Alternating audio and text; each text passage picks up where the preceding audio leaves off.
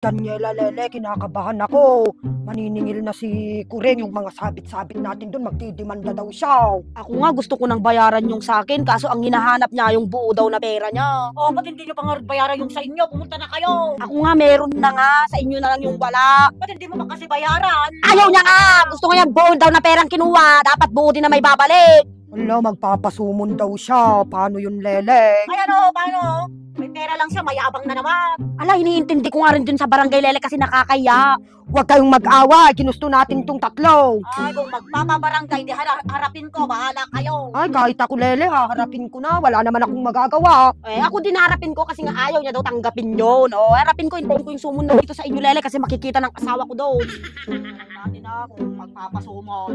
Magpapasumon na lang siya. Paano na kaya? Uy, sakto, andyan pala kayo. Napag-utusan lang ako. Nagtitinda pa nga ako ng suman. Wala, si Mang, ano yan? Paanyaya, galing sa barangay. Oh, sa inyo. Magandang araw po. Inaanyayahan po kayo ni Kuring sa barangay upang dumalo sa barangay sa ganap na alas 5 ng hapon. Maraming salamat po sa pag-intindi. Ano, alas 5?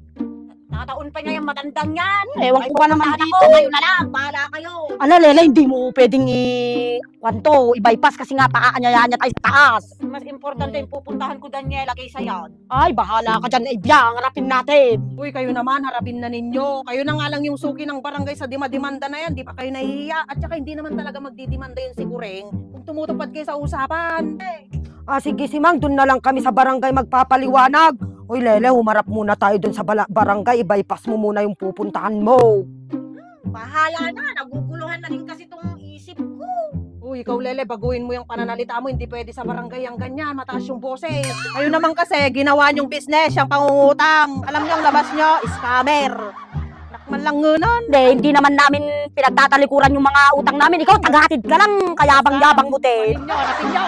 Ay, itong ulan, di naman na tumigil. Basang-basa na itong sapatos ko. Oh, andyan na pala kayo. Dito tayo magharap sa loob. Balik kayo dito. Oh, ano na naman itong ginawa nyo? May nagreklamo na naman sa inyo. Arita kagaya mo, madi ka napansin, nakablock ka gamin.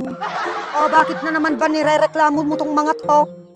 Yung mga yan, binutol na naman nila ako. Ayan yung listahan nila, Ayan, October 14 nung inutang nila. Sabi nila, pag-release nila, ibibigay din nila agad.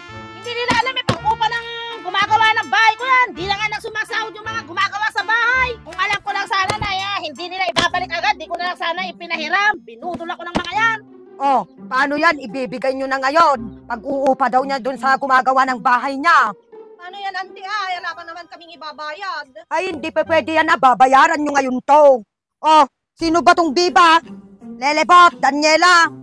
Ay, si kayo man mo't gaya man. Di nyo pa natatapos yung utang niya sa anak niya. Andito na naman kayo. Bayad Ano ba pwedeng sa 5 na lang po namin bayaran? Ay, hindi pa pwede Sinisingil na nga ako nung pang-uupa ko sa bahay. O sige, bibigyan ko kayo ng plaso hanggang bukas. O, paano yan? May bibigay nyo ba hanggang bukas? Kasi pag humingi siya ng endorsement sa akin, bibigyan ko siya. Kasi nakapirma kayo. At yung mga utang nyo, pasok doon sa pulis. Hindi, alangan lilitilitin niya kami, ante. Wala pa nga. Hindi. Obligadong bayaran nyo yon dahil umutang kayo sa kanya. Kung ganyan din naman pala, magulong usapan, bigyan mo na lang ako ng endorsement at iaakit ko na lang sa taas. O, sige, bibigyan kita bukas pag hindi nila naibigay. O, kayong tatlo, narinig nyo yung sinabi niya, Nung nakaraang buwan, andito na naman kayo sa barangay. Puro utang, utang. O sige na, umuwi na kayo at maghanap kayo. Ante, bakit parang may pinapanigan naman yata kayo? Di ba, ante, ang pagkakaalam ko, 3 hearing muna dito sa barangay bago idala dun sa pulis. Yung inutang nyo kasi, hindi na kayang ayusin dito sa barangay. Medyo malaki na kasi. Kaya punta na kayo, maghanap na kayo. Tara na, Daniela, yan mo na yan. Si kayo lagar nagkautangan, nagtatangsit kayo pa. Pati siyak may stress ito barangay. Kanya, huwag niya na lang subukang lumaban ng kagawad yan. Ekis sa atin yan. Oo, kalaki ng populasyon ng pamilya natin, Lele.